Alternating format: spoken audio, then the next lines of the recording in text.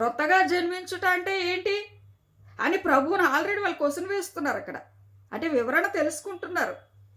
తెలుసుకోవాలి, తప్పులేదు. తెలుసుకున్న తర్వాత ఆ రీతిగా జీవించటానికి సిద్ధపడాలి.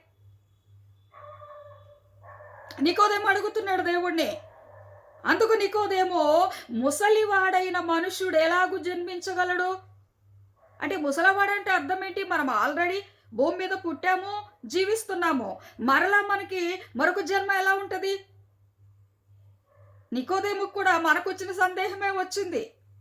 అదే ప్రభువుని అడుగుతున్నాడు. ముసలివాడు ఎలాగ జన్మించగలడు?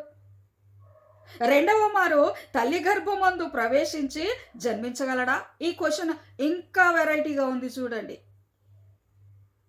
చక్కగా తన డౌట్ క్లారిఫై చేసుకుంటున్నాడు నికోదేమో. ఏమంటున్నాడు? రెండవ మారు తల్లి గర్భమందు ప్రవేశించి జన్మించగలడా? వాళ్ళకి అర్థం కాలేదు ప్రభు చెప్పింది. అందుకే ప్రభు కూడా చక్కటి వివరణ ఇస్తున్నారు ఇక్కడ. వాళ్ళకి అర్థం కాలేదని క్వశ్చన్ వేసినప్పుడు ప్రభువుకి అర్థమైంది. నికోదేము ఈ రీతిగా అడిగినప్పుడు ప్రభువుకి అర్థమయ్యి చక్కగా ప్రభు కూడా ఇక్కడ క్లారిటీ ఇస్తున్నారు. తల్లి గర్భమున మరలా ప్రవేశించి ఎవరైనా జన్మించగలరా అంటే మన మానవ పరిజ్ఞానానికి అంతవరకే అర్థమవుతుంది. దేవుడు చెప్పే మాటలు మనకు అంతవరకే అర్థమవుతాయి. నికోదేము గురించే కాదు, మనమైనా అంతే కదా. ప్రభు మాటలు మనకి ఎంతవరకు అర్థమవుతున్నాయి? మనం అర్థం చేసుకోగలుగుతున్నామా వాక్యాన్ని?